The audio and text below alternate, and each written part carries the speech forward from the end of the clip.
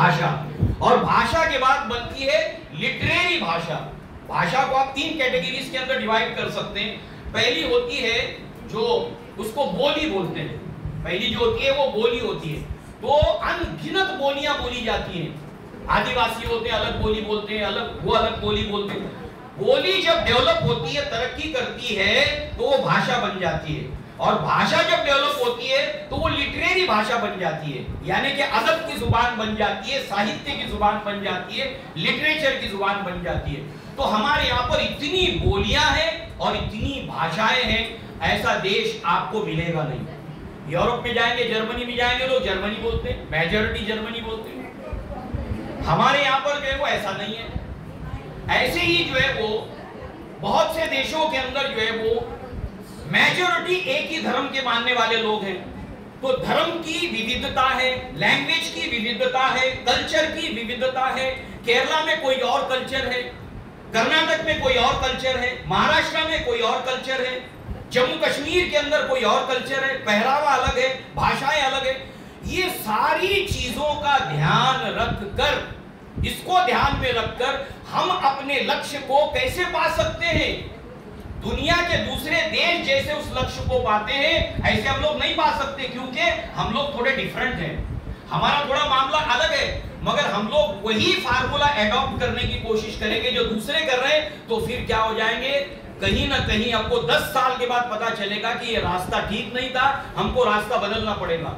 तो जब कॉन्स्टिट्यूशन बनाया गया, इसके अंदर कॉन्स्टिट्यूशन की बात भी आई थी, इससे पहले भी और इसमें भी। कॉन्स्टिट्यूशन बनाने वाले बड़े ही लर्नेड लोग थे। इसके लिए आप देखेंगे आर्टिकल नंबर 15 है, और उसका जो आर्टिकल नंबर 15 है, चैप्टर, तीसरा चैप्टर है कॉन्स्टिट्यूशन का। तो तीसरे चैप्टर के अंदर जो 15 नंबर का आर्टिकल है कॉन्स्टिट्यूशन में, संविधान में, उसमें लिखा है there is a no discrimination on the basis of religion, race, caste, gender and place of birth. इन बेस के ऊपर जो है वो डिस्क्रिमिनेशन और तफरीक नहीं की जाएगी, फर्क नहीं किया जाएगा। इसलिए कि यहां पर हमारे इस संस्कृति के अंदर या भारत के इतिहास के अंदर इसका इम्कान है, इसकी पॉसिबिलिटीज है, और बहुत ज्यादा पॉसिबिलिटीज है कि इसके बेस के ऊपर डिस्क्रिमिनेशन होगा। इसलिए एनईपी के अंदर हमको बच्चों को संविधान के बारे में भी बताना है।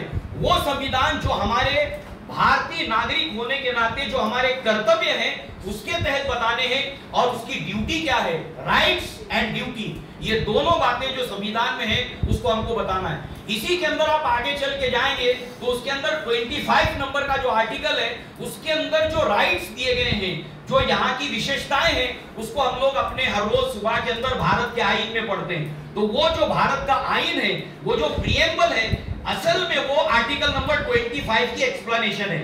हम भारत के अवाम मकानत और संजीदगी से अज़्म करते हैं कि भारत को एक खुद मुख्तार, समाजवादी, गैर मजहबी, अवामी जमहूरिया बनाए, और इसके तमाम शहरियों के लिए हासिल करे इंसाफ, समाजी, माशी और सियासी आजादी, इजहार ख्याल, अकीदा, दीन और इबादत की, मसावात, इक्वालिटी, बेएतबार हैसियत और मौका, और इन सब में अखुवत और भाईचारे और ब्रदरहुड को तरक्की दे, जिससे फर्द की अजमत, कौम के इत्तेहाद और सालमियत का तयक्कुन हो। अपनी आइनसाज असेंबली में आज 26 नवंबर सन 1949 को यह आइन जरिया हाजा इख्तियार करते, वज़ा करते और अपने आप पर नाफिज करते हैं। तो ये आर्टिकल नंबर 25 की एक्सप्लेनेशन है। एज अ टीचर हमको हमारे सिटीजन के कर्तव्य और उसके साथ साथ जो हमारी ड्यूटी और हमारे राइट्स दोनों बताने पड़ेंगे। प्रॉब्लम क्या होता है पता है? प्रॉब्लम वहां होता है जब हर आदमी अपने अधिकार लेकर खड़ा हो जाता है। आमच्या मागण्या मान्य करा, नाहीतर खुर्च्या खाली करा।